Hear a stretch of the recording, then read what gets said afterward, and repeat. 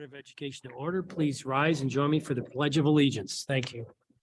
I pledge allegiance to the flag of the United States of America and to the republic for which stands one nation under God. Board of Education to order. Please rise and join me for the pledge. Thank you. We'll begin with a moment of silence for the following. Susan Sawmiller, a graduate of the North Syracuse Central School District.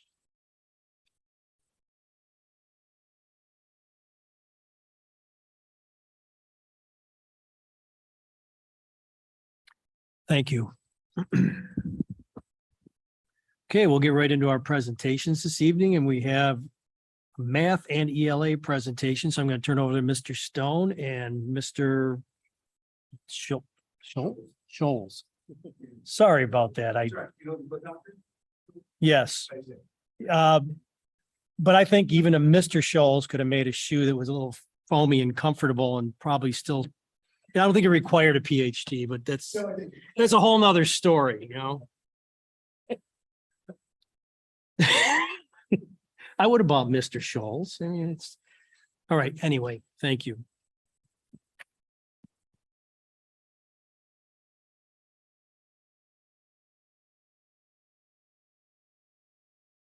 Okay, good.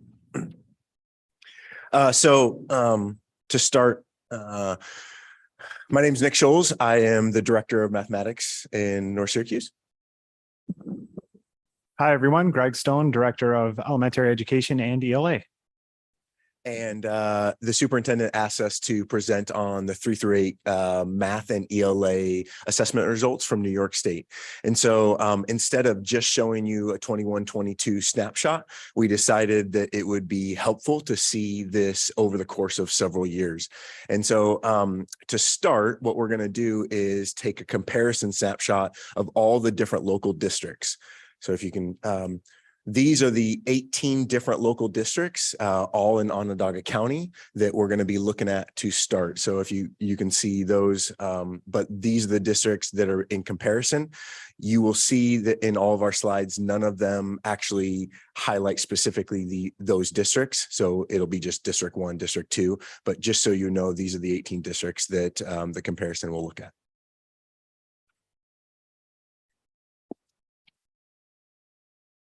Okay, so before we get into the ELA data, I just want to go over a few things to inform the board and community. So we went back and we're talking about when we say the last 4 viable test years, obviously COVID impacted our state testing. And so we are going to be looking at what we determined were viable, which is the 2016-17, 17-18, 18-19, and then the 21-22. So there's a 2-year gap in there.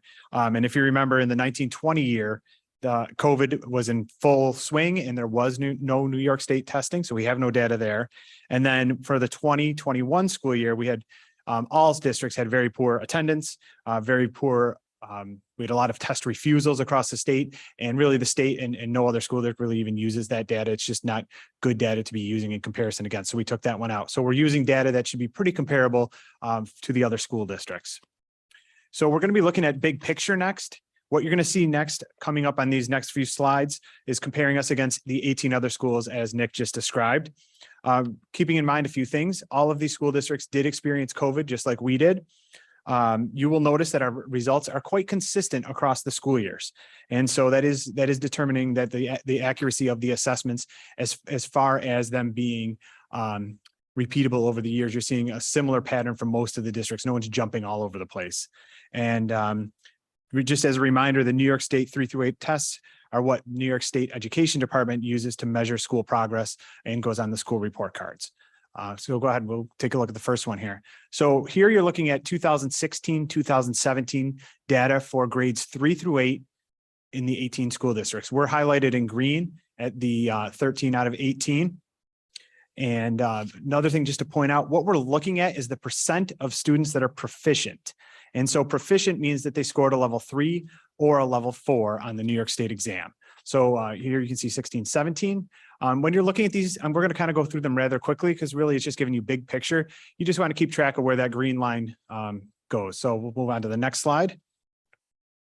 So we moved over to 17-18. So here you can see where we've moved up a little bit. We're at number 12 out of 18, 38% proficient.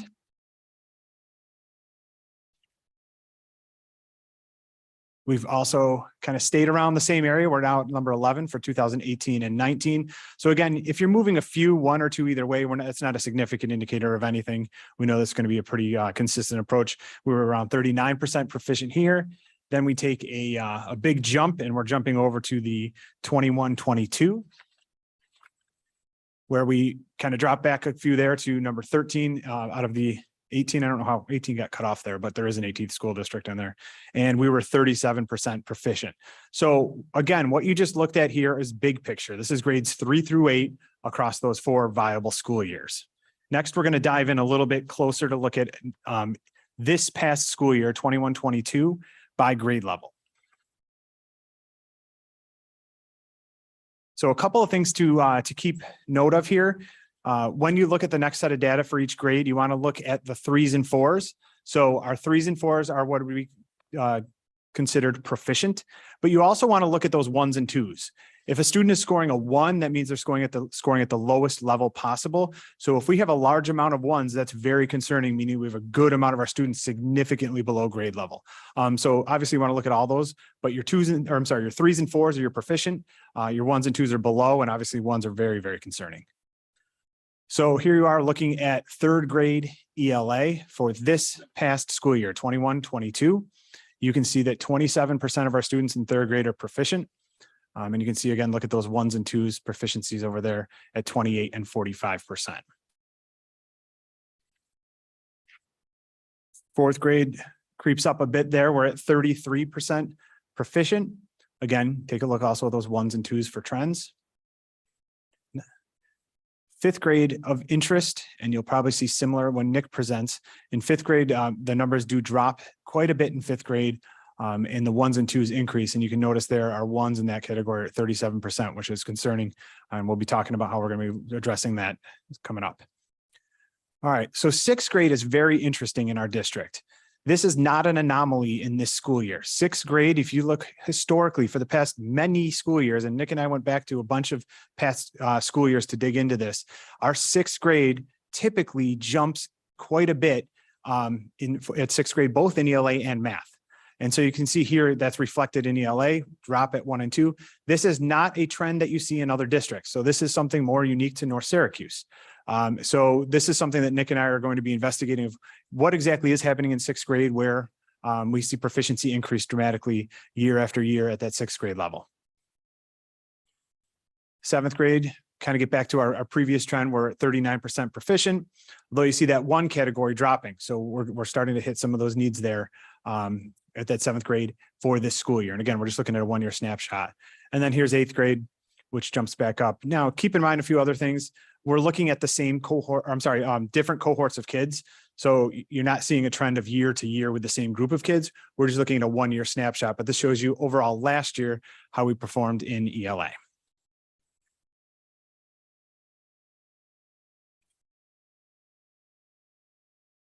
So we'll run through almost the same exact style of slides here for math. One of the things that Greg and I have really tried to do is align ourselves not only with the way that we present to you guys so that it looks the same, but also the way that we are presenting support to our teachers and dealing with next steps so that it looks like a coherent system and it's not just one of us doing this and one of us doing something else, so that we're moving forward together. So we'll start in 16-17. One thing that Greg didn't mention in this graph actually is a little bit harder to see. But one of the things that will be interesting to look at is that there are 3, 4, maybe 5 districts that are really high. And then it kind of plateaus out a little bit. And the ability to get to, that 5, 6 range is not all that far off. So we're looking at like 8 to 10% increase in our proficiency. And all of a sudden you'd actually see us moving from 12th, 13th to 5th, 6th, in terms of comparison in the districts. So this is 16, 17, 13%, and that, or 13th, and that is 33% proficient. Again, math 17, 18, we are 14th here. Again, fairly easily with about a 5% increase, you jump about 5 or 6 districts, but this is 38% proficient. We are 13th here at 39% proficient in 18, 19, and then in 21, 22, we are 12th. I think that this graph actually is the most telling with regards to that plateau. This, I believe we are 36% proficient, and you know, there's the 7th place school is 39% proficient. So it's very close in the ability to kind of move up that ladder.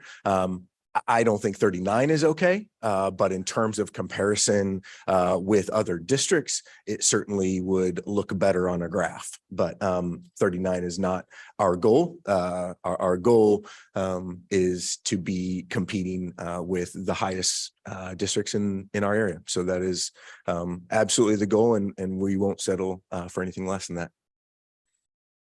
So this now looks at the specific grade levels, just like Greg talked about, going from 3rd through 8th. You're going to see some interesting results here, and we'll kind of go through them. Go ahead, Greg.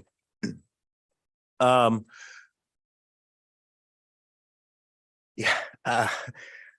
3rd grade. So 3rd grade, 36% of our students, over a third of our students, are achieving at a level 1 proficiency.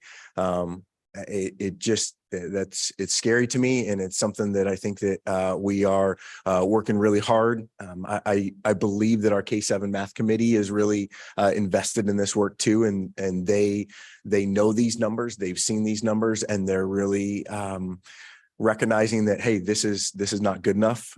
We can do better, especially when we have 34% of our kids only being proficient in 3rd grade. 4th grade, again, it ticks up a little bit, just like it did in ELA. If you look at our ELA and math results, they follow fairly similar trends. 3rd grade is fairly low, 5th grade is fairly low, 8th grade is fairly low, and we see bumps in 4th and 6th with kind of a middle road in 7th grade. And you can see that 41% of our students are proficient in 4th grade. This is probably my most sobering slide up here, when we consider that almost half of our students are achieving at a level 1 in 5th grade. And we'll talk a little bit about some of the things that we're doing. I hate to be negative, but it is also important to shed up, or to share the reality. And so we need to continue to figure out how to support our 5th grade math students in this district. Here's 6th grade, very similar to what happened in ELA.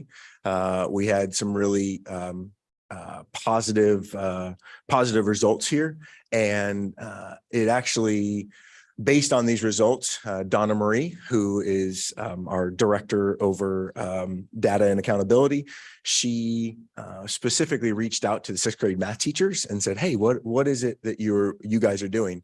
And it's some really cool stuff that they're doing. We'll talk a little bit about it in our last slide, but if you asked me before even results came out, who is the group that is most collaborative, I'd say 6th grade. Who's the group that is really focused on standards and being really attuned to those standards and helping their students develop mastery in those standards? I'd say 6th grade. Who is the group that's really focused around common assessments? I'd say 6th grade. Those, and that is before any of this data came out.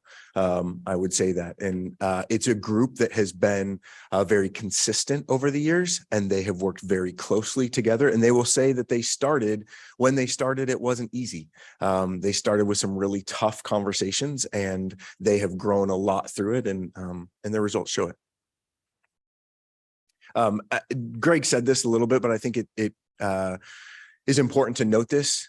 This isn't like 6th grade proficiency is jumping in other districts. Sixth grade proficiency jumps in our district much greater in comparison to any other grade level. So where we are, at one level against the districts in other grade levels, sixth grade is much higher. This is seventh grade, 33% proficient, 32% in ones, and this is eighth grade. Eighth grade, we're at 44% in ones. As you will note, and I believe that the board may know this, we had our algebra students take the eighth grade math test this year. So these results are higher than they have been in the previous years, but still only 25% of our students to be proficient. Again, something that we want to continue to work towards improving. So when we talk about next steps, and this is our last slide, I think it's important to recognize what we are doing. And we know we have some other presentations, so we don't want to take too much time. I was talking to the superintendent about that kind of being our conversations and presentations to you in the summer, where we actually go in and dive a little bit deeper into the work that we're doing. But I also think it's important when you share this type of data to say, hey, here are the things that we're working towards. Professional development, guaranteed and viable curriculum, common assessments, MTSS. And you might say, so why are you picking these four, Nick and Greg? It's very clear in all research from both Marzano and Hattie that teachers make the largest difference when it comes to student achievement. So we have to invest in and retain teachers and really go all in on what is happening in the classroom. So that's why we're doing professional development. With mathematics, we're working very specifically at the fifth grade level. We actually had our first lesson lab in fifth grade with a professor from SU who's doing some really great work with fifth grade at Roxborough Road Middle. And then we have a team from the University of Rochester who is providing professional development at the 512 level for equity-based mathematics practices that is both in person as well as virtual and lesson labs. Their first lesson lab is going to be November 30th, which is exciting. Guaranteed and viable curriculum. So the idea of a guaranteed and viable curriculum, guaranteed that no matter where I go to school, no matter what teacher I have, I get the same content, the same skills, the same knowledge base that is coming from that curriculum. Viable, just that it's realistic in scope and sequence, and it's significantly challenging, but developmentally appropriate. So when we talk about guaranteed and viable curriculum, we have a really solid foundation at K-7 math. At the 8-12 math, we are doing a curriculum audit and review that is taking place this year, as well as a team of teachers at the 8-12 level who are looking into curriculum resources have already started that, and that will engage in a pilot starting next year. Common assessments, we have some great common assessments, both at the at K-7 that have been, I really would praise John Wojcik and the work that he has done around common assessments to help support making that happen, so that they're already putting them into a data management system. For those of you that don't know, John Wojcik is the math coach in the district. And then at the 8-12 level, in eighth grade, we have common assessments this year that they are working on putting into the data management system, at doing analysis and action around those, as well as at algebra and algebra 2 levels. And I'll turn it over to Greg. Thanks, Nick. So I'm going to switch gears quickly over to ELA with those first three also.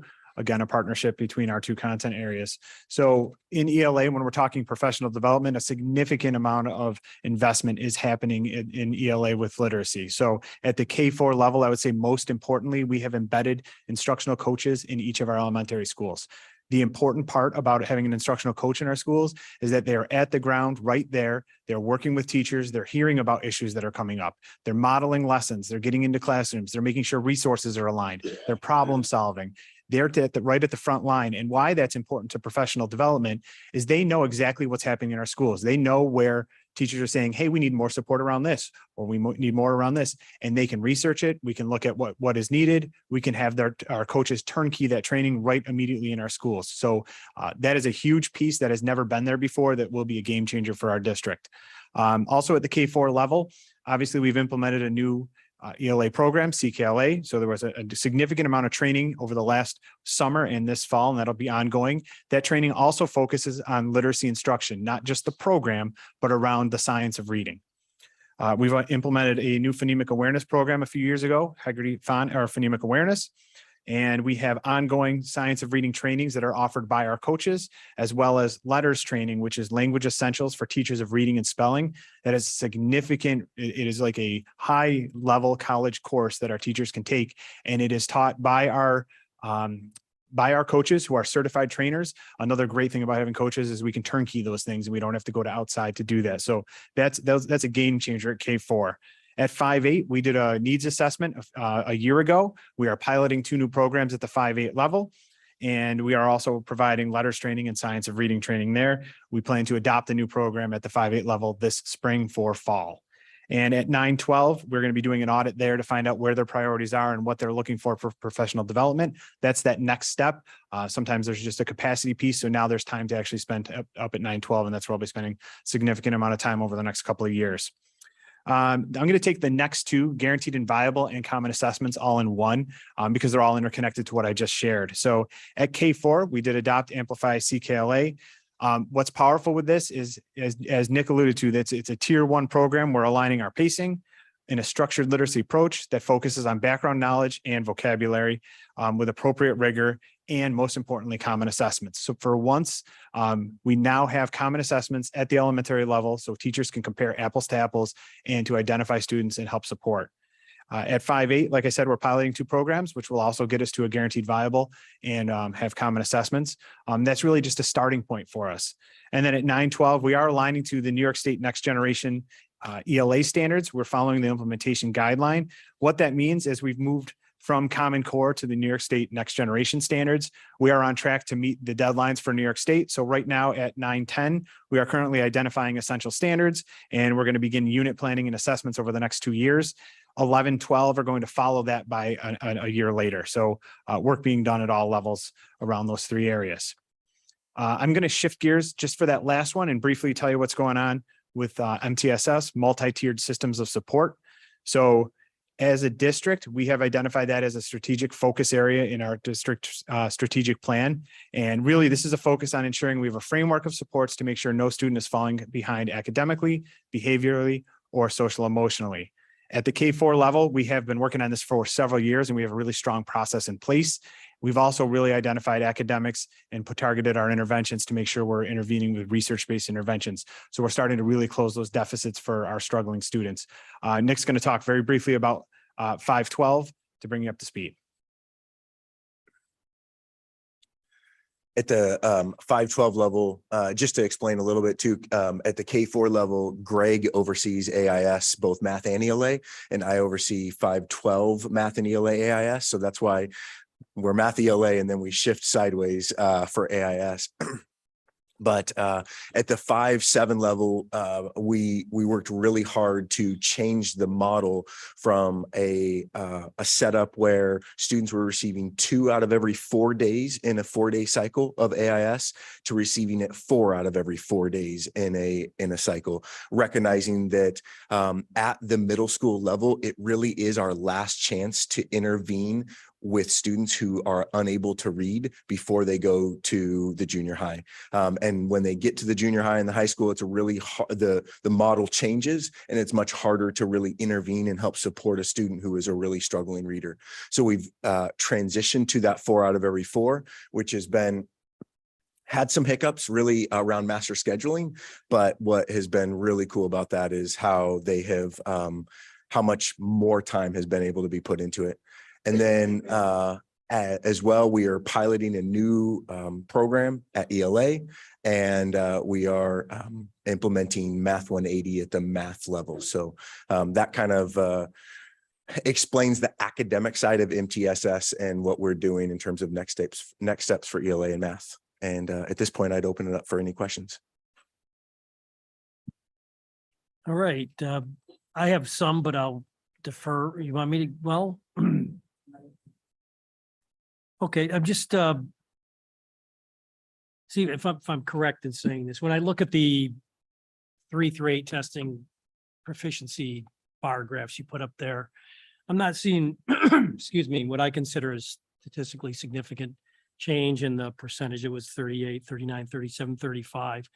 And I'm trying to find a positive here. And I think I didn't see a drop or a learning loss in the 21, 22 data that you would expect after the COVID years. So I think that's a good thing. I know we like to compare to the other 17 or 18 school districts in the BOCES, but some of them are very different than us. So personally, that doesn't do a lot for me. So I mean, I'm looking at stability. I know we want it to go on an upward trend, but I just pointing that out because that's something I noticed when I looked at this. The grade 5, 6, I'll call it a phenomenon. You mentioned, which struck me, that this is something kind of unique to North Syracuse. You've seen it, not seen it in other school districts. So when you follow the grade 5 cohort, like in previous years or say next year, you're still seeing this, correct? So that's interesting. I'd love to hear more about it down the road when you find out. I mean, I guess it's a good thing because if that's where they are in grade 6, that's where they are. They're not in grade 5 anymore. So I guess everything's good. See how positive it can be. But I'm making comments, not asking questions. The only thing and this again is a personal thing. I probably shouldn't bring it up, but the high stakes tests for all these students is in high school, the credit bearing tests, the Regents. And I know a lot of times, and you did it here, we brought those 8th grade accelerated math students in algebra took the 8th grade math exam, and they don't take 8th grade math. My understanding is that they're very different. So they're not in an 8th grade math class, yet they're taking an 8th grade test that really, and again, correct me if I'm wrong or give me the benefit here. We're doing this because we want our best students to take these scores or these tests to improve the scores. What is it doing for that 8th grade student who's already in an algebra class that is a credit bearing high school math class? That's what matters, isn't it? Or tell me. And then I'll stop and let. In terms of the difference between the contents, right? There is in algebra, the algebra in 8th grade contents run, they're not perfectly parallel. There is some units that are very similar. So in terms of the overall content, and you would have hoped also that in a 7th grade accelerated, when they're also getting some of that 8th grade content, that they would have then received the content. So the expectation is that they would have the skills to be successful on the 8th grade test. There is some stuff that they may have missed, and that there is not going to be in the front of their minds like they maybe would in an 8th grade class. So there is some conversation there that I think is pertinent to have. I guess I don't know if I have settled on an opinion on this yet. So I'm going to reserve my own opinion here on whether we should be having advanced students take the 8th grade test or not. We chose to do it. This was our first year of doing it, at least in some time that I am aware of. And so it was, something that we decided to do as a junior high team. We have already, at our last department meeting, we talked about how we are going to prepare those algebra students to take the 8th grade test, so that they're not just being thrown into an exam and saying, hey, take this. At this point in time, all of their other peers are taking the 8th grade test. So if you think about it more, not of as like a benchmark of 8th grade content, but more of as hey, everyone in 8th grade is taking this math test to help determine how we're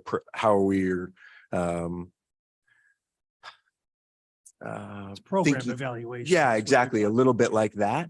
Then I think that you think about it a little bit differently, and maybe there is some warrant to having our 8th grade students in algebra take it.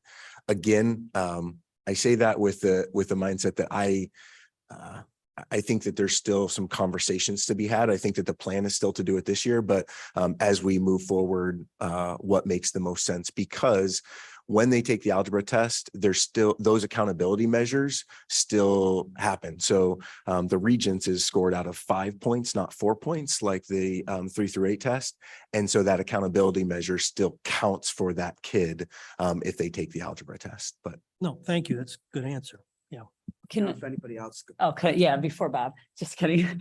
Do you think any of those sixth grade anomalies have to do with how our buildings are set up versus other districts have their fifth and sixth graders in elementary? A lot of them. Well, to go off of that, I noticed the same thing going from from fourth to fifth grade and then from 7 to 8. I was going to ask the same. Yeah, that was going to be my question too, or comment. so if it was all your questions, it's certainly been conversation in Greg and I's office and with the super and assistant superintendents. It's a conversation that we have. But I guess what so if we know that this is an issue, then what are we doing to try to figure out how to fix it? And that doesn't just mean changing the structure of our buildings, but are we doing a really good job of thinking about transition? How are we supporting these transitions? How are we preparing our fourth graders to go into fifth grade better? How are we having seventh grade teachers communicate with eighth grade teachers better? Those are the conversations that I think is important to have, and to really be like, so if this is our problem and this is what we see as the issue, what are we doing to address that issue? But it's certainly a conversation that we've had in our offices. Can I ask one more thing? Sorry. Yeah, I want to add one Okay. other piece too next, because there is a lot of conversation on that.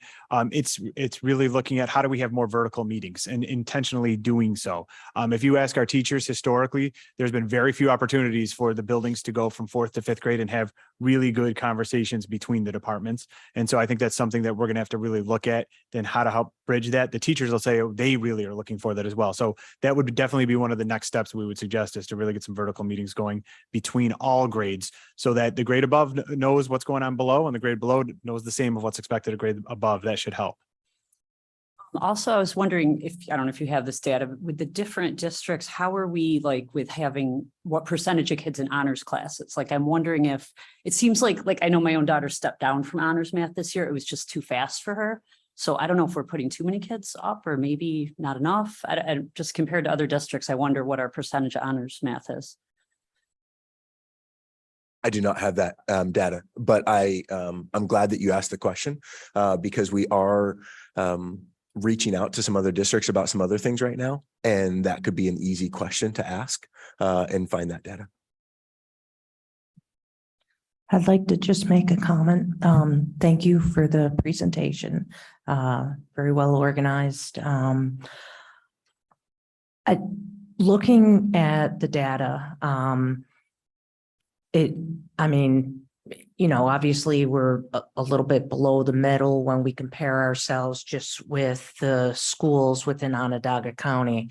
I guess what I'd be curious about, and then curious on, what they do that works, is comparing us with a district that has our same demographics. And see maybe what they do. Are they getting higher scores than us? Because we have a unique demographic here. And I think that, this is a multifaceted situation. You have a lot of good things set up, research-based. That's what we're supposed to be doing. But I would be curious on what other districts with our demographics, there's some things that are within our control, and then there's some things that aren't, and just trying to get to the root of the problem. Food for thought.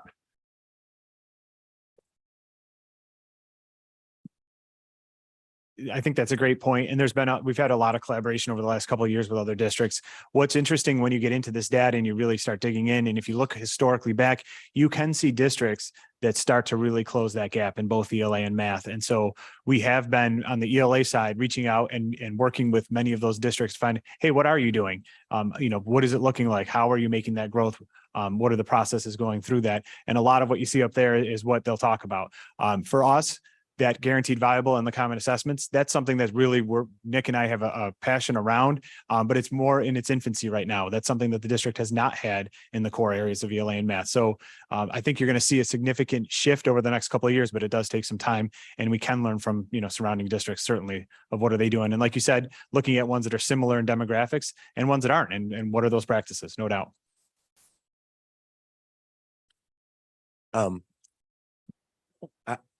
So I would just say one other thing too. I think our challenge is to achieve against a demographic. It's very easy to achieve with the demographic. And if you look at all of those schools, yeah, you can achieve to that demographic because that's what everyone does. I think that our challenge is to achieve against it. And boy, how cool would that be to say, yeah, we do have these unique circumstances, but we are competing with the very best. And man, that excites me. And so that's where my energy goes. I'm glad to hear you say that, Bob. I'm going to jump ahead of you one more time. I have 3 minutes. No, it's excellent to hear you say that. And one of the questions I'd have, if there's a way to statistically track social, emotional, and food insecurity to those numbers, is it connected? And is there a way to find out? If we find out and we can track it, perhaps we can fix it.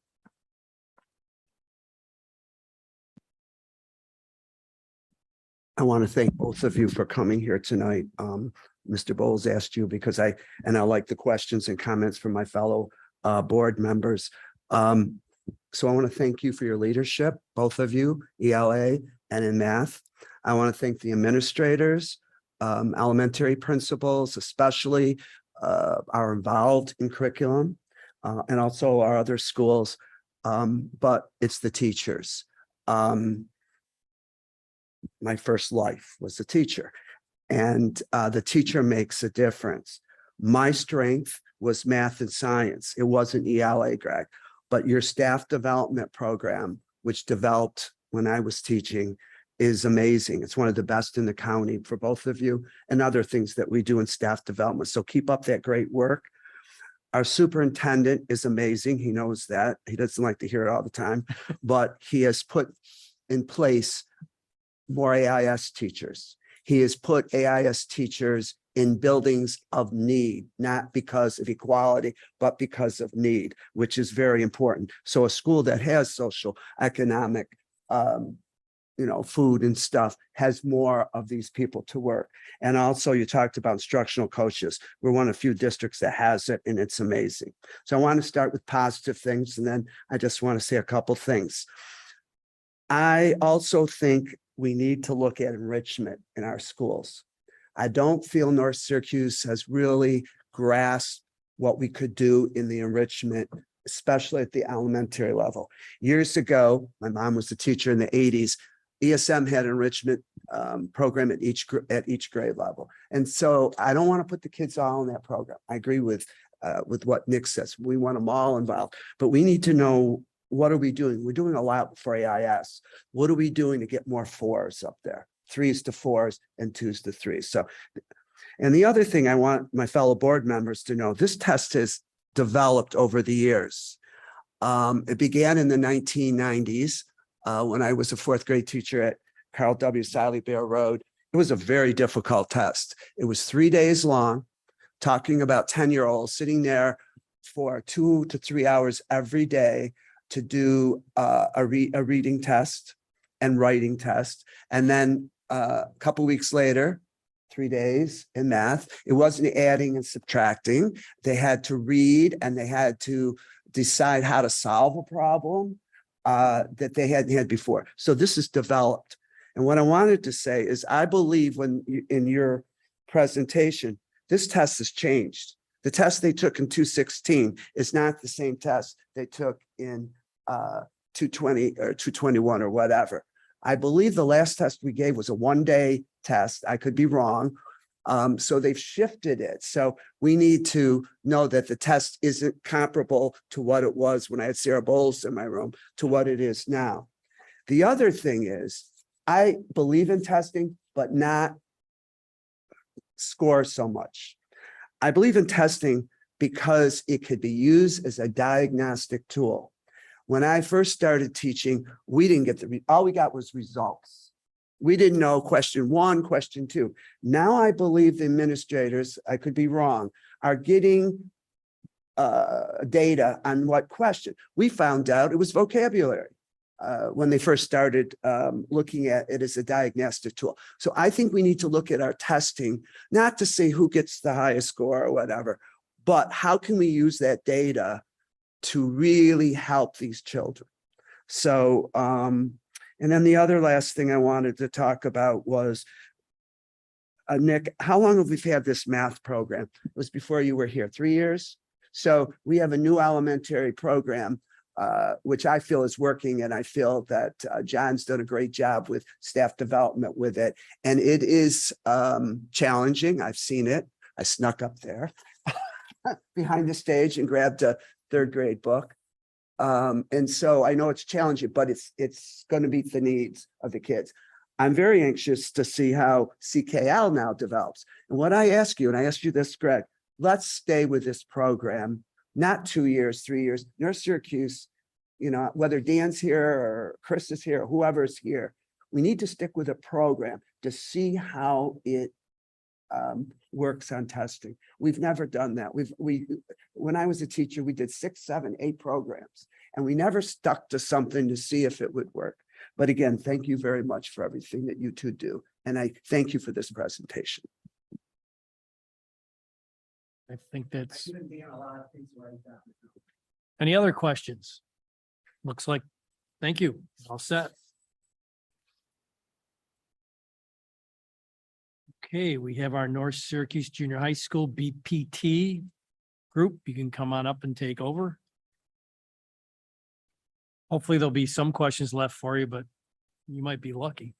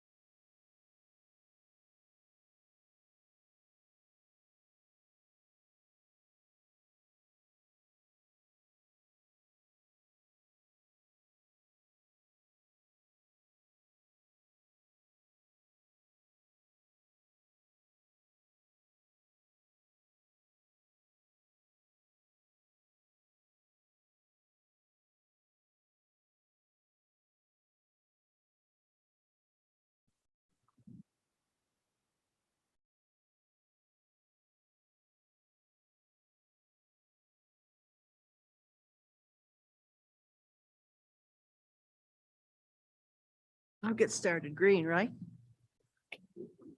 Okay, I'm Connie Touros. I'm the principal at the junior high school. Been there a very long time. Tonight, I have brought with me Kelly Moen, who is one of our BPT co-chairpersons, Kelly Fisher, who is our other BPT co-chairperson. So we kind of call them the Kellys. Kristen Hill is here, one of my associate principals, and Chuck Yanko, my other associate principals. And I want to thank you all for the opportunity to go through and tell you some of the things that are going on at the junior high school this year.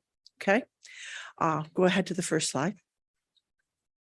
Okay, there's our building demographics. We're down. When I first started at the junior high school, we had about 1,800 students. Of course, that was quite a long time ago, but we are down to about 1,278. We actually have a little bit larger 8th grade than 9th grade this year. Our total staff is represented by 193. That includes everybody this year: staff, assistants, aides, custodians, food service workers. I put everybody in there for that piece. Our free and reduced lunch rate is up this year. And the reason that is because I think we've simply got more people that are actually putting in the applications. The last couple of years, we haven't had as many because we haven't had the free and reduced lunches.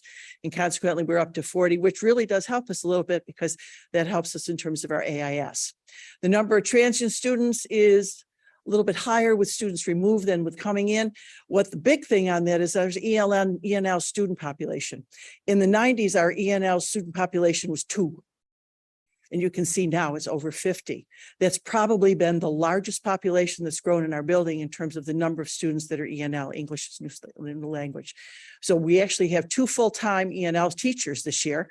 All of these students push out into classes as well as a separate service class that's in ENL, okay? Special programs and alternative programs, CTD, math, CTD, those represent the number of students that are in each of those. When you have CTD classes and academic support, as well as 12-1, 15-1, and 15-1, those are our students that have IEPs. Those are students that are designated. Those students are pushed into regular classes. What we do when we set up the master schedule is, for example, with the CTD math with the 8th grade, there's 25 students, but they're spread over 4 or 5 classes. There's 28 in 9th grade that are also spread over a number of classes. They get the same curriculum that regular ed students, as general education students do, but still spread out. And typically in those classes, there is a special ed teacher that pushes into those classes. So with us, where we have co-teachers. We have academic support 8, 9. Looking at that this year, this is the first year that we've actually had full academic students, because what happens is academic support, because those teachers teach 5 classes and they have 5 kids in a class, we are full up with academic support. This is the first year in a long time that our 12-1 class only has 2 students in it. That's very low. Typically it runs about 8 or 9. 15-1 and 15-1 NISA are very high this year. The 15-1 students, they push into classes more so because they are moving out of Regents track, whereas the 15-1 NISA students take the alternate assessment. We also have 3 alternative programs. REACH is for 7-8. So typically students will come out of the 2 middle schools as 8th graders and go in there. And also if we have 8th grade students, we will place these. These are programs that are run by BOCES. Our STAR programs, we put 9th graders in, as well as our Innovative Tech, we put 9th graders in. So we have those students currently there in those classes. The bulk of the STARS and the Innovative Tech programs are 10, 11th, and 12th, but many of them started as 9th graders and have moved through there. Okay. Who's going to do the mission? There you go. It's still on. It is. Okay, so our mission, we created this back in 2018 through our BPT collaboration with all staff involved in the school. We even got students involved in creating our mission. So we want to create a sense of community, safety, and belonging for all, motivate students to become respectful, productive, and independent citizens, foster student strengths. We want to prepare our 8th graders to become high school students and transition our 9th graders to CNS. We want to provide lots of programs and activities to help with academic achievement and social emotional growth. Build students' confidence through collaboration and the use of problem-solving skills. And out of that mission and vision back in 2018 came our brand, which our logo up in all of our upper right-hand corner there was developed by students: commitment, dedication, and success.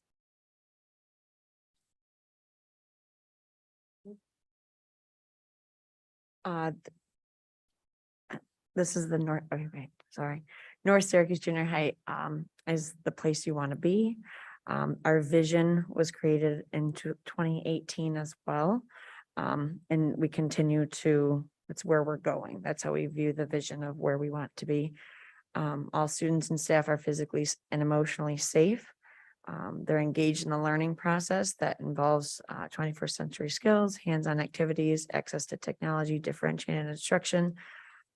A big part of that is also our learning targets that we review daily with students of what's your goal for today, and involving them in the learning process of why they're learning it, the purpose of learning. All students and staff are part of a community built through extracurricular activities, citizenship, courteous and compassionate interactions, responsible choices. These particular images are from our hot dog roast in August, where we teachers volunteered to go and cook and serve and be in the halls, and it was a really welcoming event for families. So let's get into our goals. We are always looking to improve our chronic absenteeism rate. These 2 pieces of data are from the last years of COVID, so they are significantly high. We're looking this year for a rate 10% or lower, which is a lofty goal because chronic absenteeism means that a student misses 18 or less days of school during the school year, and that is excused and unexcused absences. So we are continuing our attendance committee. We meet once a month. We are providing continued supports for students with attendance barriers. We did get an additional social worker this year who has been fabulous working with students and families. We are continuing our mentor program, which is called NSCSD. what is it called, Kelly? Connect. We are trying to use that word connect with that instead of a mentor program to get more students involved. We are communicating with families regularly. We send attendance letters home at certain thresholds of attendance that enables parents to reach out to us. We are talking to them on the phone, we are emailing, and we are setting up continued meetings with families. And then we are looking for ways to celebrate improvements in attendance, and that's something our attendance committee is working on this year. So back to you, Connie. One of the things when I became the principal at the junior high school that was stressed to me that we had the ninth grade. And actually ninth grade is freshmen. It's their first year of high school. And one of the hardest things we find at the junior high school is convincing the ninth graders that they are freshmen, because they look on the other side of the hall and see the eighth graders and think that they're still in middle school. So we talk a little bit about the growth rate and what we need to do in order to help those ninth graders to be more successful as they move to the high school. As you know, there's required 22 credits, a minimum, in order for them to graduate. So what we try to do is make sure all of the students, and we have a goal of 80%, but we start out by saying all of the students have to be carrying at least 6.5 credits. Most of the students will earn at least 1 credit in 8th grade by the completion of their foreign language class. But going on to 9th grade, we make sure that they have an art or music credit in their schedule. We also try to make sure that they have a second foreign language, and they have all the required courses, which would be math, science, ELA, global history, and phys ed. So they'll have a total of at least 6.5. Many of our students have as many as 8 credits when they leave the junior high school, because they may be in accelerated classes or have taken other electives, which we've added. But our goal is to have them all to 6.5. If I have a student that comes to me and said, I want to drop in art or music, there's a long conversation about that, because that means they're going to have to take it at the high school. And they need at least 1 credit of art or music in order to graduate. We have also added this year Health 9 in 9th grade. We don't have a lot of kids doing it, but what it is it's going to help bring down, hopefully, the number of students that are required to take health in 11th grade, also give those kids a leg up in terms of getting half a credit towards graduation. So we're constantly thinking about what we're doing with those 9th grade students in order to get them to be more successful as they move to the high school and earn more credits. So that's one of our goals for this year. Okay. Should hit down to the next one. Okay, reading and math proficiency. Greg and Nick have talked a little bit about the proficiency and what we're doing in terms of ELA and math. We're giving the Ames Web Club Plus 3 times a year. We're going to show you some slides about how we are doing, and actually we're seeing some improvements there. Bob mentioned about the fact that of the testing. The test actually did start in 1999, and I know that because I was there. It was 3 days of math and 3 days of English, and he's right. It didn't look anything like the tests we give nowadays, and it was strenuous. We used to have kids that would take it the full 3 hours and literally cry because they were taking the test. But it started in 1999, and each year, we feel that we've done a little bit better, but because of where we are and how we place, we never seem to get off the list of the state of New York. So we're continually working to do that. This year especially, we're going to concentrate on getting every kid that we can to make sure that they take those state tests. Because I think the attitude coming into it is it doesn't count, it doesn't make for anything. We want to talk with the students about how it is an important test. We want to encourage them to take that test and also to do the very best they can. It's one thing to get them to take it. It's also another whole thing to convince them that they want to try on it. Because if you know 8th graders, sometimes they will just go into a test and they'll just bubble in all the 2s just to get it done. So we want to encourage them to do their very best. It's actually part of our school improvement plan in order to work with the kids, especially in math proficiency, that they will do better this year. We're going to do after school tutoring. We're going to get some workbooks for them, both for the general ed kids, the special ed kids, and also for the algebra kids, so they can get some practice test taking in before the testing. It's a little bit later this year. The ELA is actually the end of April, after April vacation. The math is early May. So we've got a little bit more time. So after Christmas time, we're going to start tutoring and starting to work on that. We also want to make sure that everybody in the junior high school is on the same page in terms of promoting the state testing. I don't want a teacher to say, oh, it doesn't count, don't worry about it, just go take it and make Miss Rose happy. No, we want them to go into the test with the idea that they're going to do the very best they can. And this is not only going to help us as a school community to do better on the test, but help them because it's going to show us where they need some help. And I think that's the thing that we have to drive home with kids, that it's for their benefit to take that test and to do well on it. So it's kind of like a mindset because, several years ago, people were actively promoting not taking the test and refusing the test. And we want to promote the fact that it is an important test. So we're going to work on that. Okay. All right, so in the building, we do give our Ames Web for all of our eighth graders in ELA and math. This is last year's data. So the green is our tier 1, that is our low risk, our yellow is our tier 2 moderate, and the red is high risk, level 3. So from the fall to the spring, you can see that our tier 1s, our low risk did improve by about 5%, where our high risk kind of remained the same. That was the end of last year's data for the reading. And this year in the fall of 20 here, we're right around the same exact starting points as we were last year. This is so no improvement, but we're hoping to have the green go up and the red go down. That's ELA reading. Here is our math for last year. So our red triangle got significantly smaller by 10%. So we got those tier 1s increased by 10% and the tier 3s decreased by 10%. So that was good. And then this year, our fall data, what did I have here by our fall data? Yeah, so our low and our high risk both increased. And this year, our starting point is our tier 3s are down by 15% and our moderate and our low risk are both up by 5 and 10%. So that's our starting point. So we're hoping everything else kind of goes down and down. We are have a big push on having all students take these assessments. Again, they're offered 3 times a year. And we, as teachers, I teach math. I teach both the algebra honors and the math 8 CTD courses. So we have good feedback. The program offers a lot of, they're not necessarily always user friendly, but you can play around with the program and find out where their low areas are at and try to get some remediation in before the next assessment. In 9th grade, they take the reading inventory. The 9th graders take the reading inventory. And this particular year, this was the spring, this was the end of last school year. This is where they were. We only had 428 students taken at the end of last year. And of those 428, 65 were proficient. Compared to the beginning of this school year, again, our 9th graders, we had 591 students take it. So, and then this year we have 58% proficient, but we are hoping for obviously progress by the end of the school year for this as well. All right, next. One of the things we're excited about is the fact that we're leaning towards or working with Barb Phillips and Solution Tree in terms of professional learning communities.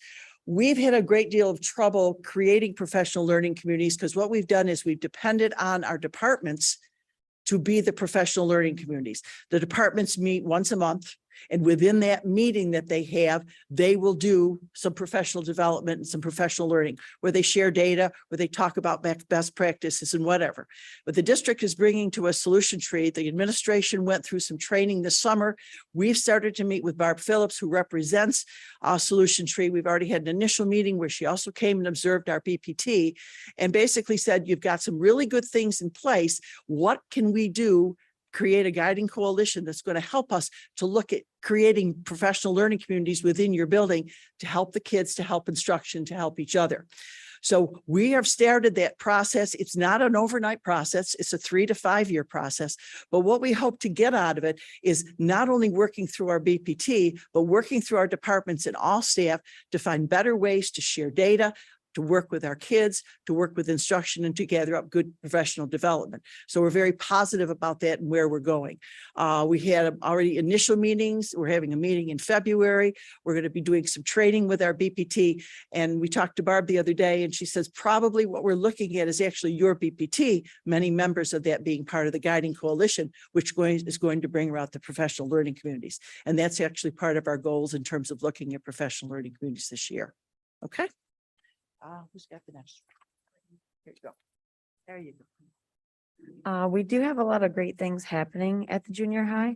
I won't read them all to you, but a couple of things that pop into mind are the one picture we have is we had a guest speaker on one of our days in September and trying to do more.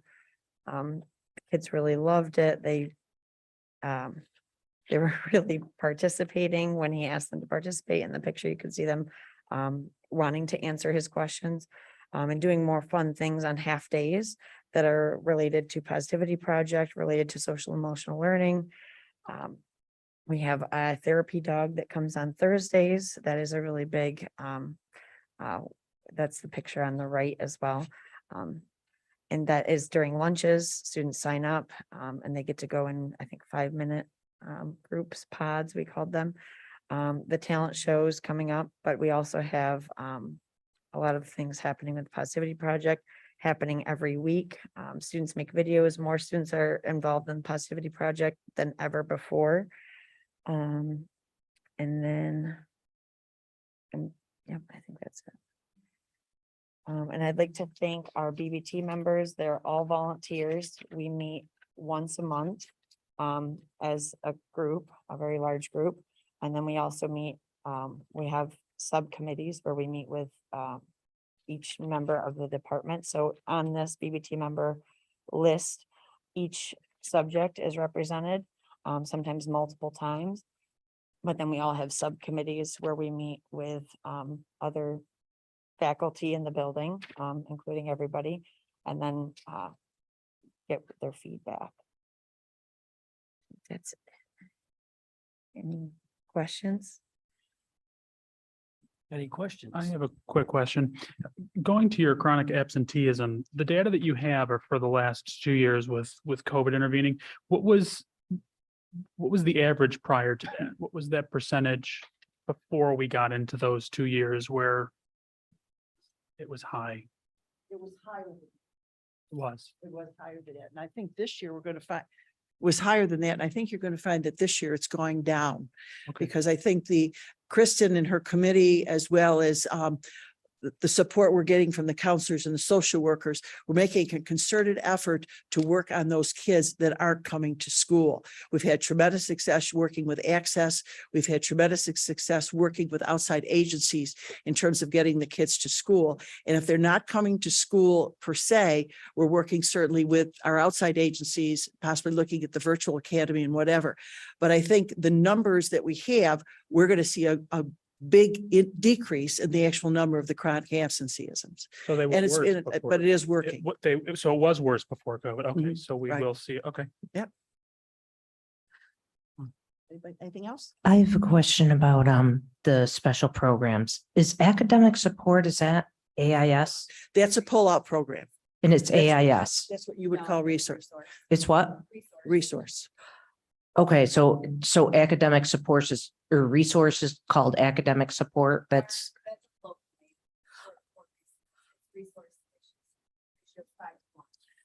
That's the okay, one, okay. that's the Do- one pull-out program we still remain, we still keep. It's a pull-out program. So the kids are pulled out into an actual class every other day. Do kids kind of blend between CTD programs and academic support? They get both? They could, but not all of them do. Okay, then you're 15-1, you have NISA, and then the other 15-1 for ninth grade, it would have to be credited. Are they in the class or is that a separate course taught to them for credit? They're in the class. They push into the class. Typically, we set it up so that they are in all their major courses and in their elective areas, and their pullout period is with the 15-1 teacher as their academic support. So they stay together as 8th and 9th graders for one period every other day as an academic, or every day for a pullout, and then they're a CTD for all the other courses. The teacher pushes in, or a teaching assistant pushes into the classroom with them. Okay, and then your BOCES program, the Reach and the Stars, are they both 12-1-4 programs? No, the POCES programs that we maintain on Reach and Stars and Innovative Tech, you might have kids that have academic support or are designated. They would have to go through the cert process, but these are kids that do better in smaller groups.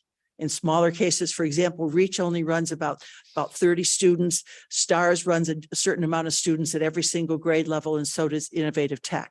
So these are kids that have struggled at larger buildings. that we recommend to move to these programs. They're interviewed, and then working with BOCES, they may or may not be selected to go there. And they're outside schools, but they may have a kid that's designated, but the student isn't necessarily designated. If they are designated, what typically will happen is they don't get the same amount of academic support at these programs that they do in the regular school, but they'll get some support. Okay, thank you.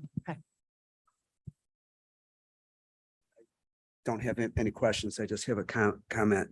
1983, Connie, was the year that some great educators put 8th and 9th grade together and said it was only going to be for a few years. And here we are, 2022. Mr. Bowles hears it from me quite often about 9th grade belongs at the high school, like most of the other. Unfortunately, enrollment, and like you said, there's a larger 8th grade class, and we watch the enrollment weekly. But I know 9th graders, a lot of them, I talk to them. They don't even realize they're in high school. And it's something that this school district has to look at. Your Builders Club.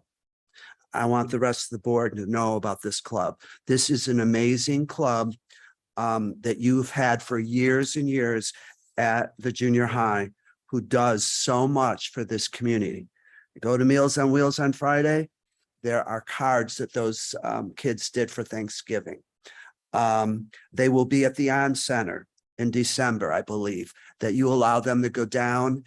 And it's an amazing feat. Anybody wants to go down there, the Christmas Bureau, the On Center, giving toys and books and food to needy people. The line is out the door, down South Street, State Street, whatever, to see your kids.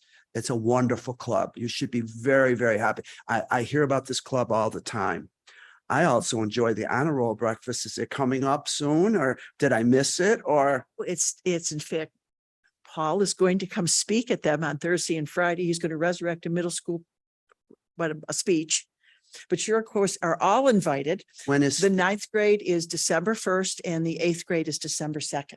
Thank you. So I knew you're that always was coming invited up. to come over and mingle with the kids and have a donut. And it's a great program because the kids see that academically, if they're doing really, really well, they'll be rewarded.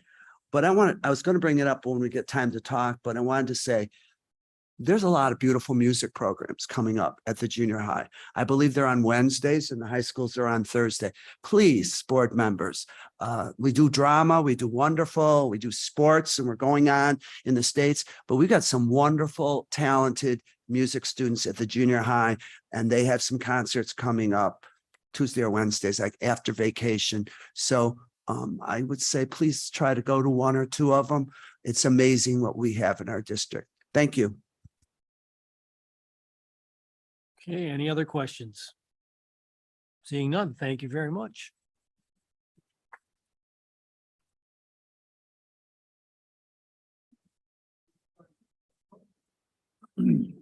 Okay, I think this might be our final BPT of the year, not just of the evening. So the high school is up. Oh, I'm sorry. We have one more after this, Main Street. I thought we were progressing upward. Okay.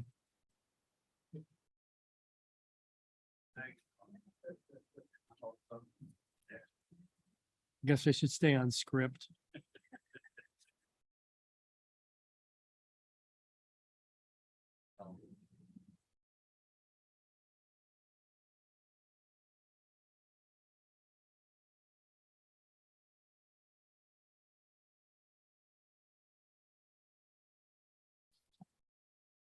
Same question. Okay. Hi, good evening. I just like to first introduce everyone that's sitting up here. You're going to see a familiar face right behind me. But my name is Jamie Sullivan. I'm the executive principal at CNS High School.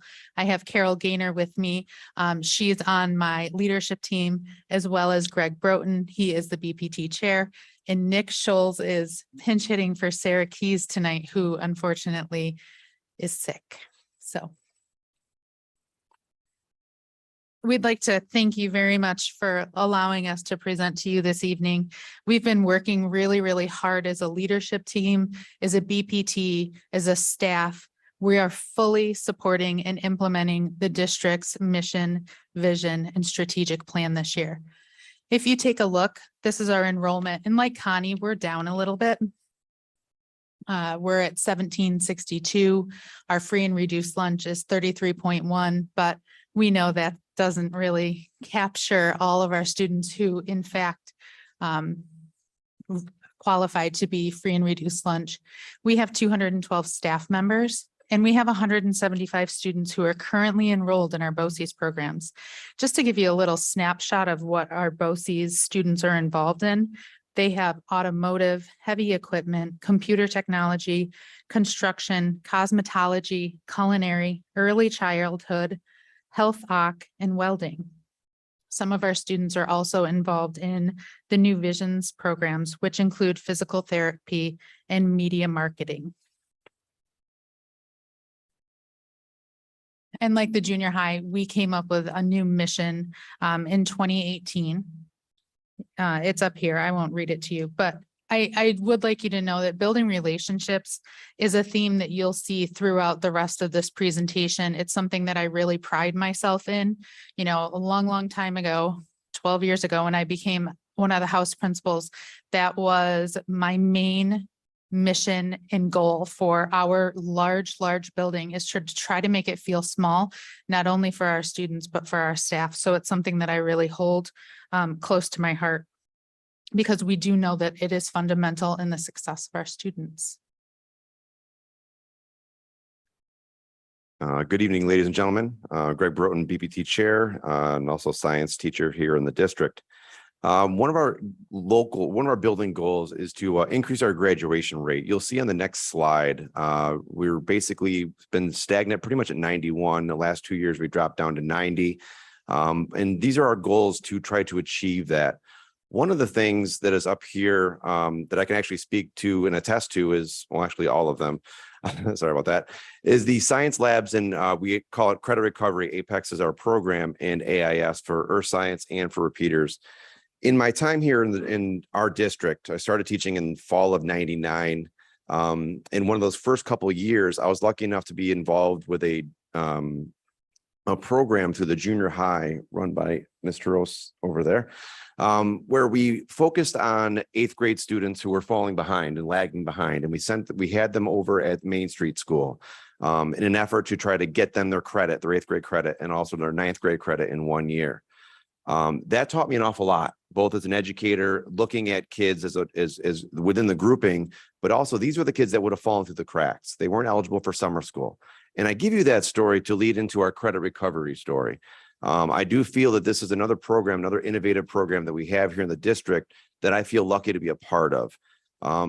We've been able to get, and so in other words, how to get into the credit recovery program. These are the students that do not qualify for summer school. So they don't have the 55 average. They're generally absence issues, attendance issues.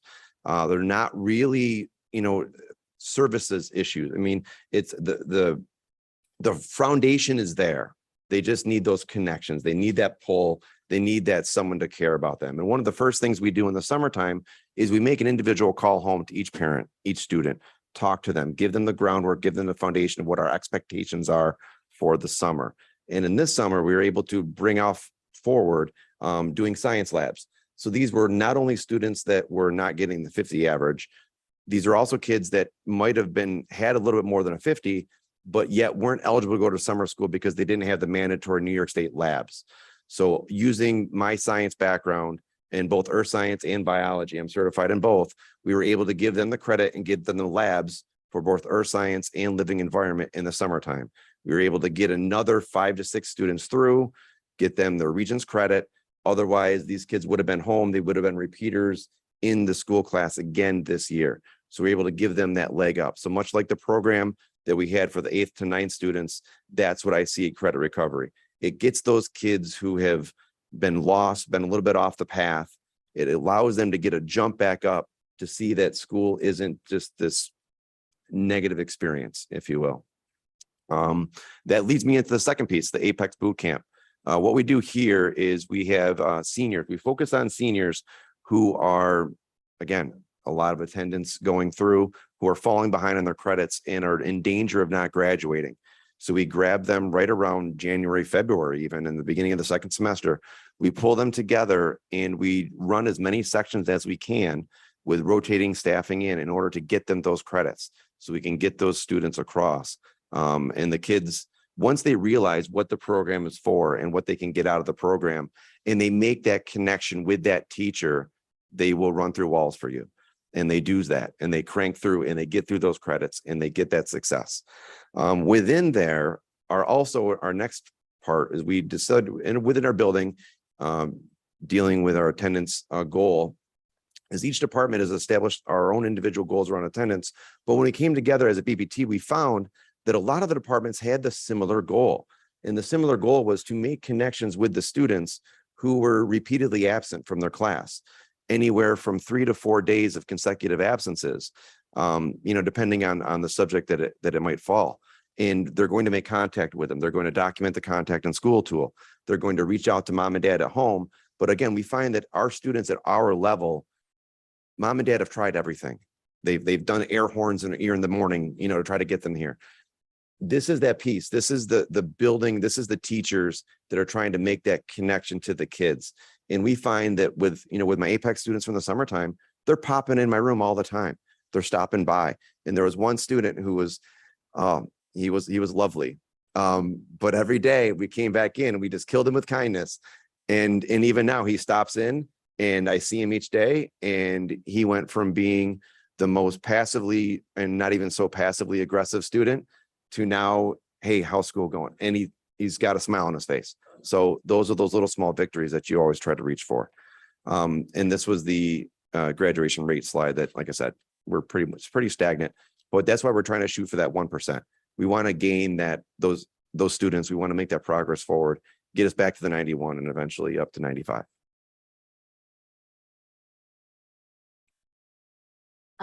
One of our goals across the building is to increase reading proficiency. We've been relying heavily on the literacy coaches for this. Everybody we're hoping on the staff will be trained on using reading strategies in their content area. Several of our teachers took the PD over the summertime and we're training more and more people. All of our students now are screened with a universal screener, and those scores have been emailed out to the teachers so teachers can see the Lexile levels of all the students in their classroom and differentiate accordingly. And then again, working on the professional development around reading strategies in the content areas. Here you can see this is our last decent year pre-COVID. It was the year where COVID hit us in the spring, and you can see our initial levels. The majority were proficient, but those levels of below basic and basic were considerably higher than we would have liked to have seen them. And this is the initial report for this year. We've made a bit of progress. Some of those below basic have moved up into basic, the basic into proficient. The advanced is exactly steady at the same amount, but there's been some improvement there. We did have Greg Stone and Nicole Kulikowski have come in to present to our BPT about how, because our BPT and our department chairs are one and the same. So spoke to all of the department chairs, all of the BPT members about what they can do in their content areas, and heard from them about what are the issues that we are seeing in our classrooms around literacy issues and some of the common problems that we are having. One of them is just student stamina. After a couple of years of COVID, it is hard for our students to do a full school day, to stay engaged for a whole school day, to do an assessment or a long-term reading passage. Some of them have lost the ability to keep going. Stamina has definitely dropped. We're having problems with academic vocabulary, reading comprehension. So as our next BPT meeting, what we're planning to do is to look at some of our old Regents exams and just kind of glean the, what is the academic vocabulary that they're being asked to know? How common is it across all of the different exams? And then come up with some strategies on how to use that same language over and over and over again throughout a student's school day in all of their classes. And I just want to thank Nick for stepping up here with us tonight. Sarah was going to present, and she and Nick have been working very closely with our math department on the development of our math goal. So that's why we thought Nick would be the best person to present this. Thanks. There's a lot of words on this slide. So I'm not going to read it, but we talked a little bit in the 3 through 8 conversation around the 4 levels at 3 through 8. At the Regents level, there's 5 levels, and those levels are 0 to 49. At least for algebra 2, there's 0 to 49, 50 to 64, 65 to 78, 79 to 84, and then 85 to 100. Those are where those 5 levels sit. And you, when you think of the Regents, with almost all of the Regents exams, algebra, algebra 2, and geometry, there's a humongous scale that happens between that 65 to that 78. The scale kind of goes away at the bottom level. The scale kind of goes away at the top level. And so we talk, but you'll see all of the goals here are decreasing levels 1 and 2 and increasing levels 4 and 5. So this speaks specifically to dealing with those students who are currently failing or in fear of failing and trying to help support them. And then also the next slide, we'll talk about that. But this leave it on that side. Sorry. So the math goal number 1, the bold up at the top talks about algebra 2 and in decreasing level 1s and 2s, so 0 to 64 by 3%. And the reason that we broke it down in those sub bullets is to just kind of identify, hey, this is a very specific number. We want less than or equal to 123 kids in our algebra 2 class to get a level 1 or a level 2. And so you kind of think of it that way, and every student matters, right? When you have a number to a group of students, you think of it as, hey, how do we get these 123 through? And then the same is true for geometry, to decrease our levels 1s and 2 by 3%, and that is less than or equal to 59 students. Math goal number 2 talks about increasing 4s and 5s, and this is specific a little bit to how are we also supporting, we've talked about this at the high school level, and maybe I'll back up. The high school teachers did a really amazing job kind of working through these numbers. These percentages are not just throwing percentages on a page. They really thought about, is 3% a manageable goal, a goal that we can see ourselves achieving? Is 2% a manageable goal? And then also how they talked about what are the steps to actually make these goals come alive. And so this goal number 2, increase 4s and 5s, is both algebra 2 and the geometry exam, increase them by 2%. So that means we want 165 students in algebra 2 to get above an 80%, and we want less than or equal to 45 students. Now, you might wonder, well, that seems a little small in geometry. Remember, our math pathways are different whether you were an advanced kid or whether you were an on-track student. So if you're an advanced kid, you go algebra 1, geometry, algebra 2. If you are an on-track student, you go algebra 1, algebra 2, geometry. The data that we're going to show in the next slides actually talks a little bit about that and kind of deals with that, but just so you're kind of aware of those numbers. This is a comparison. I'm sorry that this goes back to front. So 2017 is on the right-hand side going to 2022, and just shows a comparison. Just as we showed at the 3-8 level, I thought it was important to see it at the Regents level as well. And, a difference of 17% in 2017. Now we're only down to 12% in 2022. So we are closing that gap to some level with our Regents numbers in 4s and 5s. In 1s and 2s, you could say that this looks alarming. I think that there's two things kind of going on here, and I think it's important to understand this. 2019 was the final year that the changeover happened from moving from the traditional pathway of algebra, geometry to algebra 2 to algebra 2. So there is some conversations that we're still having here, but we want to see that blue 24% of 1s and 2s, a quarter of our students failing the exam. We definitely want to see that come down, and the math department's really committed to this. They have some really cool things that they have fought for, and that they are really believing are going to show some growth in. And finally, this is geometry. Again, we were decreasing our 1s and 2s. You won't see our 3s and 4s up here because this is high school specific, and the 4s and 5s really occur mostly at the junior high with our advanced students.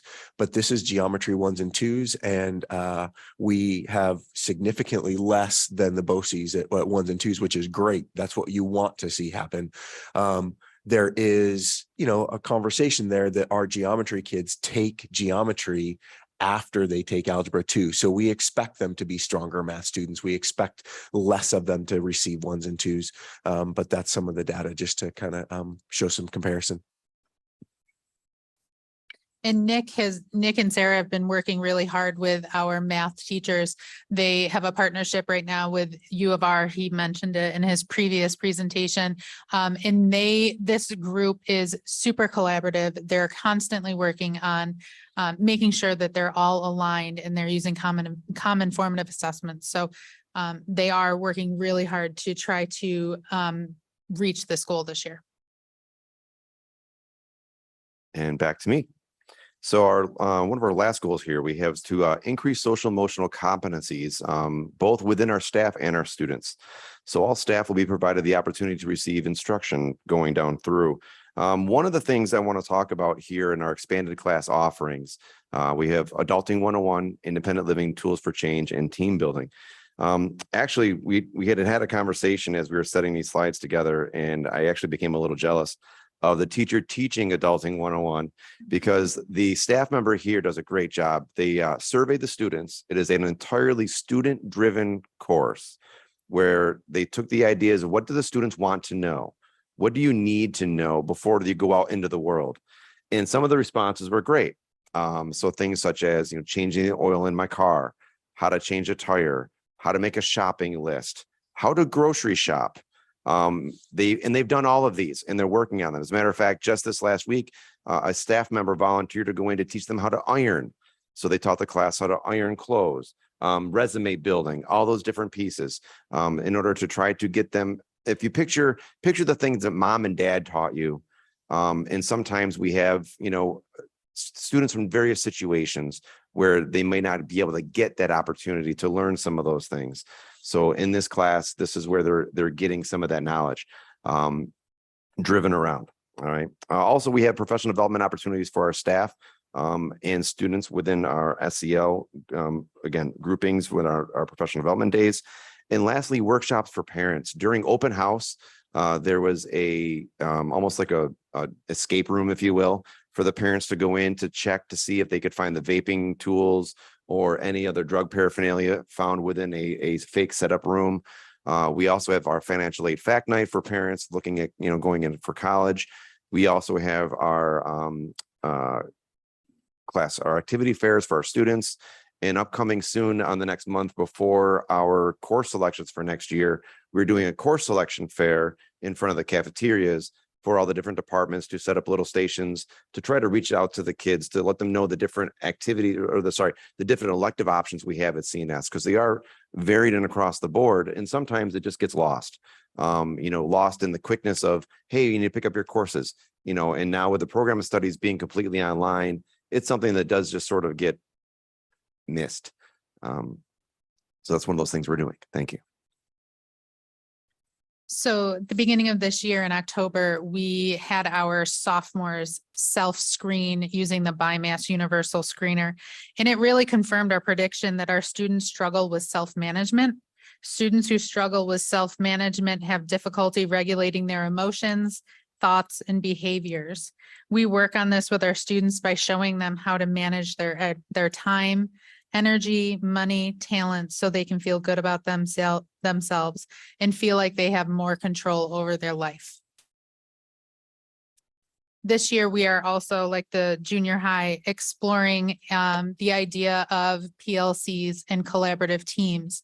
We started doing my BPT, which has turned into my guiding coalition as well. We're doing a BPT book study on learning by doing that was put out by Solution Tree. And we're also working with Barb Phillips from Solution Tree to develop the possible implementation of PLC framework at the high school. We're really excited about this. We are slow walking it. We have pockets of teams that are doing this and they're doing it really, really well. And we just would like to see this sort of morph into something special that we can offer our teachers and our students at the high school. And finally, celebrations. I think I could probably talk for the next 3 hours about our celebrations. Our marching band is ranked #1 in the state, 3rd in the nation. On Friday, we just presented a check to Page's Pajama Rama for over $31,000 that 5 high schools around the county raised for pediatric cancer. We've started an esports team. I mean, who knew this was a thing? 10 years ago, it wasn't a thing, but now it is. We have 15 students involved. Playoffs, they start right after Thanksgiving and they'll be playing Smash Brothers and my personal favorite, Mario Kart. On Thursdays, we've been working with our new teachers every other week. We offer some PD for them on a variety of topics: technology, mental health, reading strategies, and data. And like Greg discussed, we did workshops for parents on Meet the Teacher Night. We had suicide awareness, vaping, social media, latest drug trends, the hidden mischief room. Our sports teams have been on a roll this year. 3 of our teams are sectional champs: boys soccer, field hockey, and our newly crowned regional champs, football. Kate Putnam who will be going to NC State next year, finished 8th in the state and for cross country. Caitlin Carroll won the Section 3 diving championships and recently placed 13th at states. Our Positivity Projects just hosted a gratitude station in the library where students and staff were invited to write down what they were grateful for. We just had a wonderful performance of our fall play Puffs this past weekend. Our PIG students are working again this year to battle food insecurity across the district, and they are making weekly food bags for students in our district. Our Hidden Opponent Club will be holding mental health awareness games the week of December 5th at our varsity sporting events. Our students provide information on the club's teen mental health and resources available. And you'll see our newest staff member on the screen. We now have a therapy dog named Nellie. Our SRO, Deputy Bickford, brings Nellie in 2 days a week. This morning, she was greeting students down in the main entrance with me. And after one particular student was, petting her and loving on her, she stood up and said, "I feel so happy now." So it's a good thing. Nellie is a really good thing in our building. And I just like to thank our BPT members. We're working our BPT hard this year, really, really hard to really fully implement the strategic plan and align ourselves with the district's mission. And do you have any questions? I do. Actually, more of a comment. Greg said early on in the presentation that they have one person, teacher, reach out to a student kind of in that middle ground to reach out and single out that child. And it has been proven, and I'm sure you all know, many statistics say it takes one adult to change the trajectory of a child's life. And the fact that you're taking that step is fantastic. Thank you. Same along the lines. I don't have a really question. I just wanted to say thank you to everybody who presented. And I want to give a special thanks to 3 people here tonight. Ms. Gaynor, Mr. Broughton, and Mrs. Hill. I want to be here where I am today without you guys. So thank you guys so much for all your help as a student. And I'm going to be a teacher now because of you guys. So thank you. Other questions? Yes, Mr. Crabtree. Amazing. I'm This is our last Can't take the presentation. spot in adulting. I want the first opening. I'm sorry, Bob doesn't have that spot. You're taking a part of my 3 minutes up. All right. Your school is amazing. You know, I mentioned you at BOCES the other night. I represent our school district at BOCES. And they get tired of me talking about our high school. But thank you for what you said tonight about BOCES, the new vision and the embedded programs. And with Micron moving into our vicinity, the trades are going to be the key. College is wonderful. And I remember a couple board members when I was teaching here, they're no longer with us, that always said to Dr. O'Rourke, academics isn't everything. You've got the trades.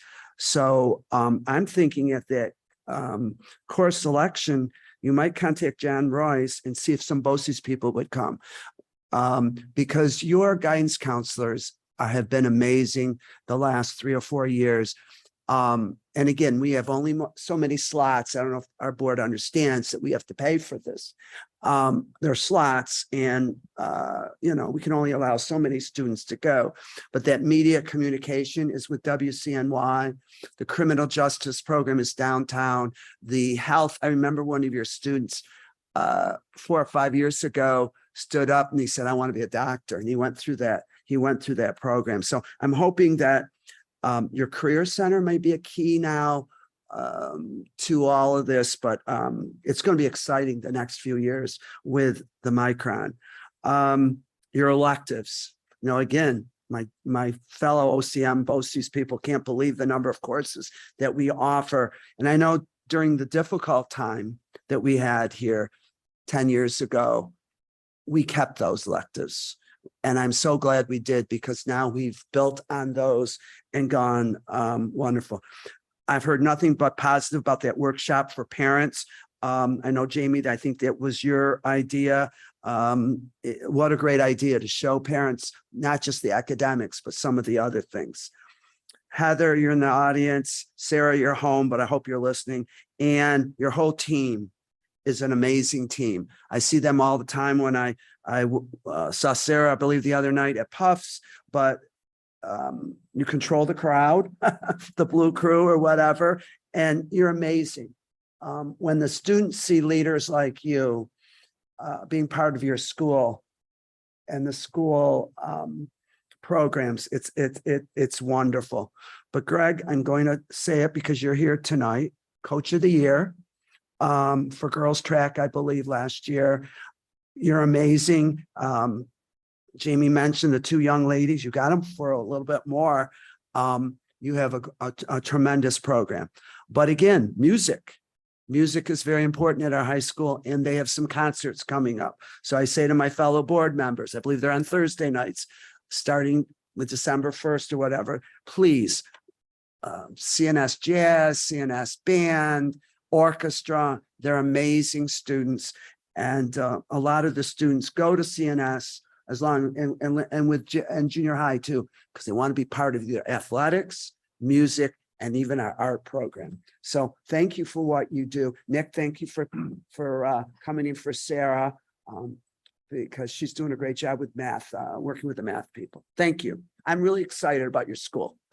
BOCES is coming in at the beginning of January for 4 days worth of presentations to our social studies kids. Other One questions? Quick question.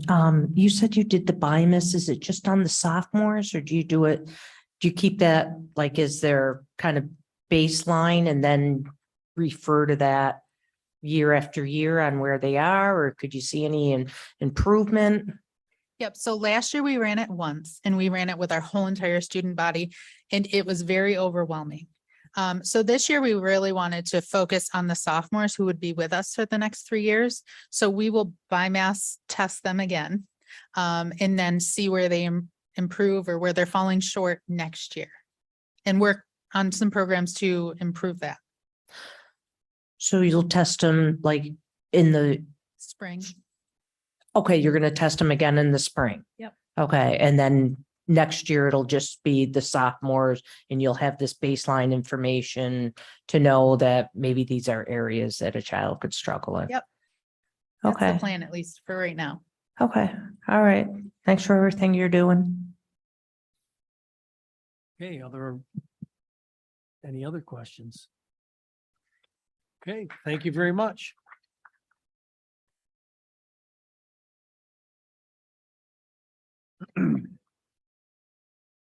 Okay, it's my understanding we do not have any individuals wishing to address the board in public speaking comment section.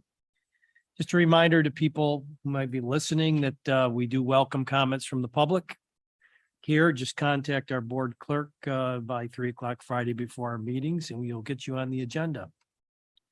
Board of Education Committee reports. I'll start with our Policy Committee. Thanks, Paul.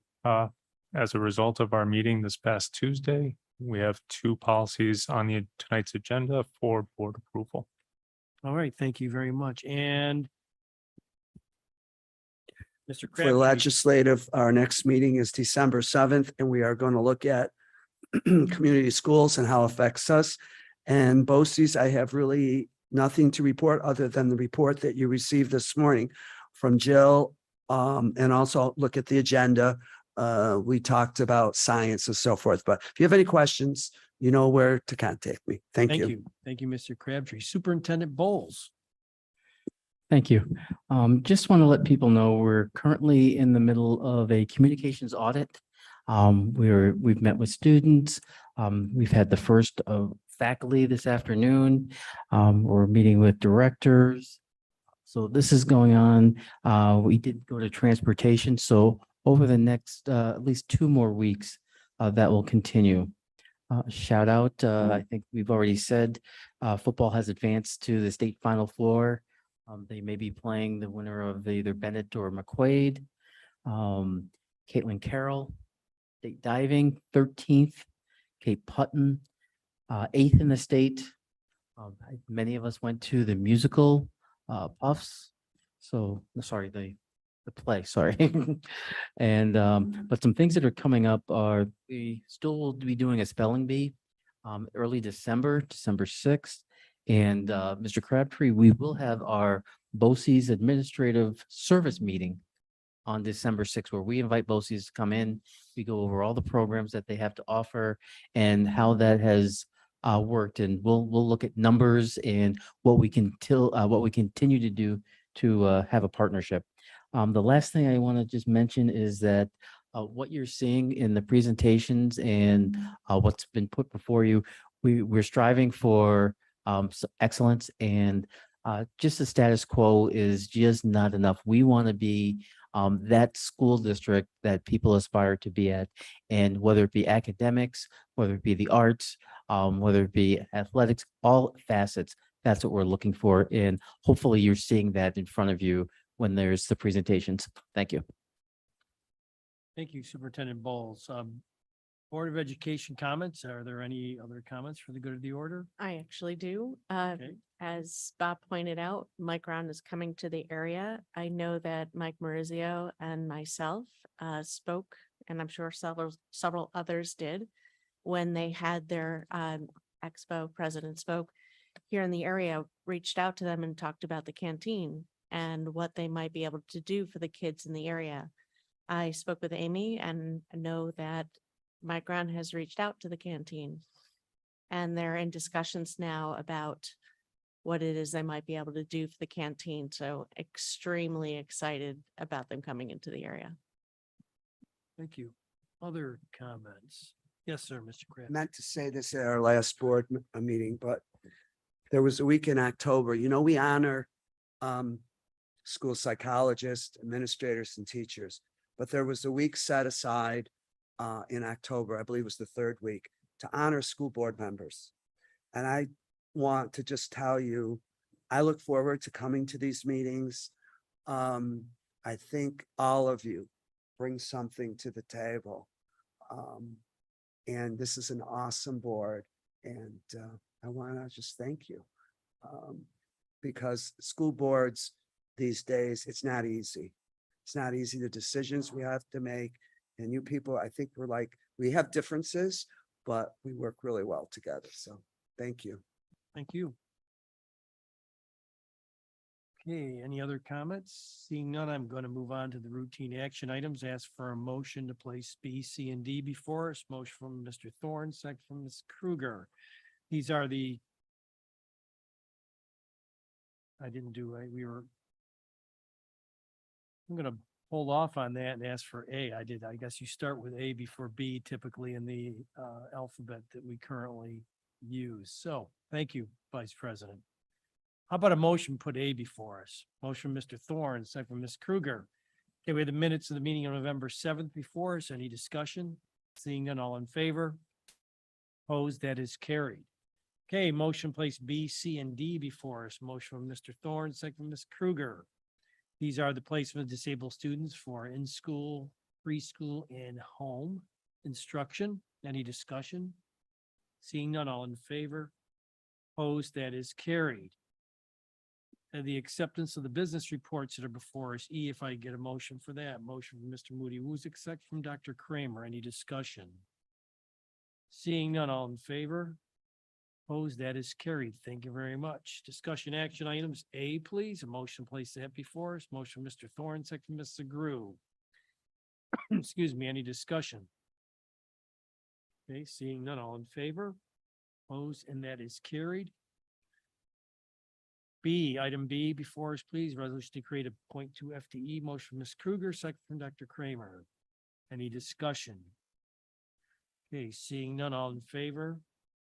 Opposed, and that is carried. And a motion for policies C and D. Motion, Mr. Thorne, second from Mr. Moody Woosick. These are the policies that Mr. Thorne reported on for the policy committee, the two that are before us right now. Any discussion? Seeing none, all in favor? Opposed, and that those are carried. Retirement and acknowledgement. We have one today. It was in personnel B, or will be. It is Jill Brill, School Secretary 1, retiring with 27 years of service. It's a lot of service to this district, and congratulations. I believe that is effective the end of February. Instructional Personnel Report A, motion, please place that before us. Motion from Mr. Maurizio, second from Mr. Thorne. Any discussion? Seeing none, all in favor? Opposed, and that is carried.